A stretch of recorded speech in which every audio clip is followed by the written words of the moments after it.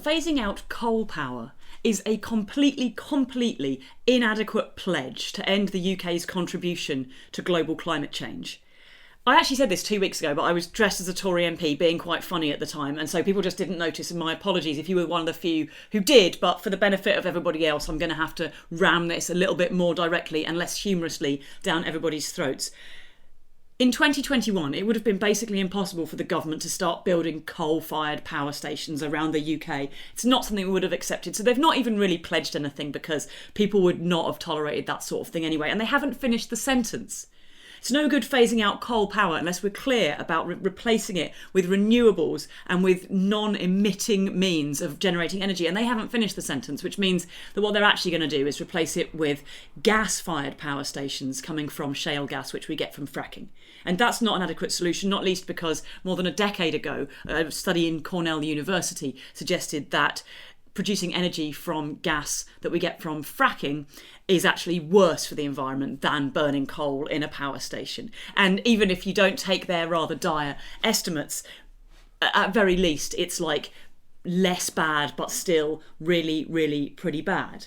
And this is the problem with COP26, is that we've got all this media coverage of it and it is all focused on what's being said and who's saying it, and it's not focusing on what's actually being pledged and what's actually going on and what the science says about what is going on. So we've heard a lot about what the Queen said, what David Attenborough said, but honestly, even if the Queen gave the world's most amazing speech, the most awe-inspiring speech you ever heard, so what? We know Boris Johnson bloody well slept through it, didn't he? Like, so what? People, even if people were listening to it, are they acting on it? Well, they literally have been, I mean, we really don't think the Queen can solve this problem by making a great speech, can we? I know there was a film where that happened a few decades ago, but I don't think even that is based on reality. What we actually should be doing is looking much more in depth at what the science is saying we need to do. And the answer is loads and loads and loads. And it's not about individual people recycling cans or individual people. Of course, it's great. If you're able to do those things, you should absolutely do them. It shouldn't be about whether Boris Johnson gets on a plane to the conference or not, because it's not about setting an example. We're not all magically going to stop flying around in private jets, because we already weren't.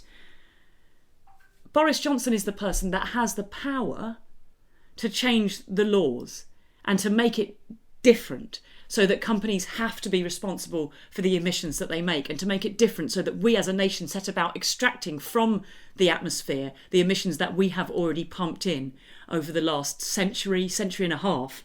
And instead of looking at these very serious issues and tackling them, we get this message about what ordinary people should do, forgetting that they're ripping, universal credit away from people.